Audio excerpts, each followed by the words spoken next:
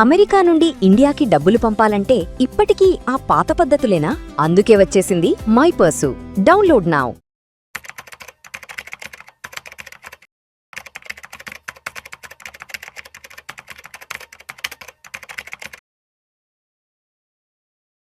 ప్రేక్షకులకి మీ రామచంద్రమూర్తి నమస్కారాలు. నెక్స్ట్ రాబోయే రోజుల్లో ఒక టాప్ 10 ఐపీఓస్ వచ్చే 10 మెగా ఐపీఓస్ వస్తున్నాయి. వాటి గురించి మీకు ఈ వీడియోలో ఎక్స్ప్లెయిన్ చేస్తాను.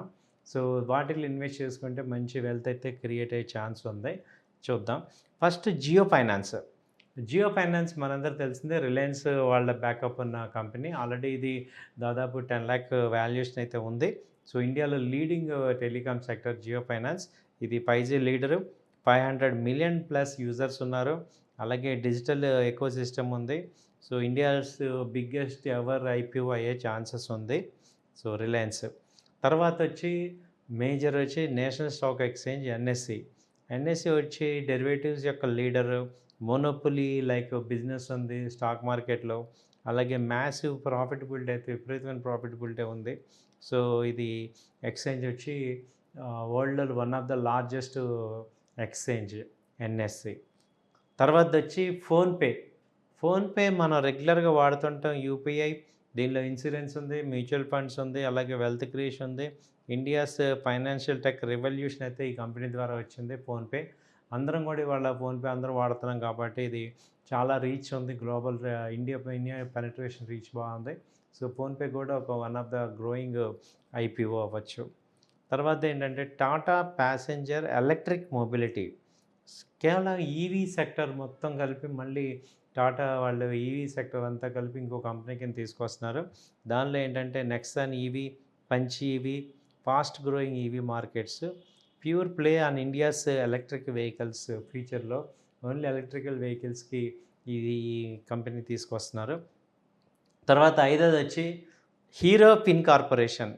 ఇది వెహికల్ లోన్స్ ఇస్తుంటాయి, ఎన్ఎస్ఎంఈ లీడింగు, అలాగే పర్సనల్ లోన్స్ కానీ. సో ఇదేంటంటే one of the largest retail lending business with strong brand backup ఉంది.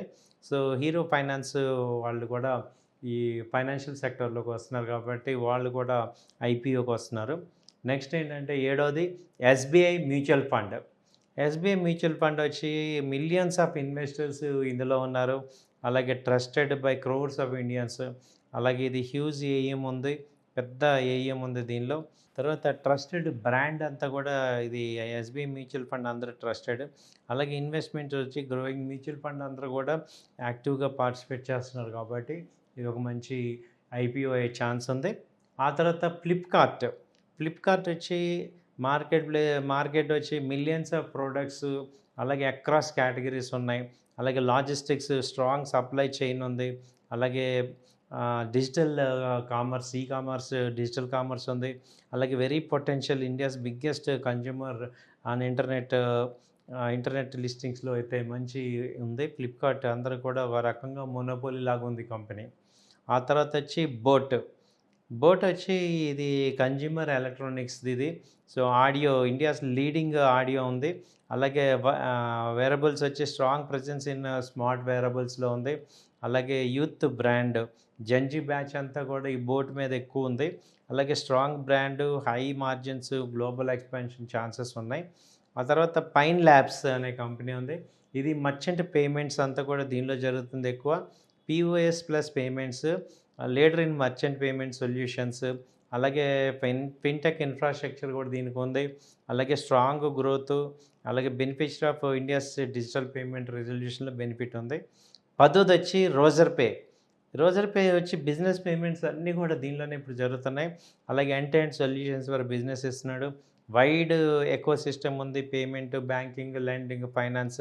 అలాగే startup favourite, millions of Indians వీళ్ళని ట్రస్ట్ చేస్తున్నారు.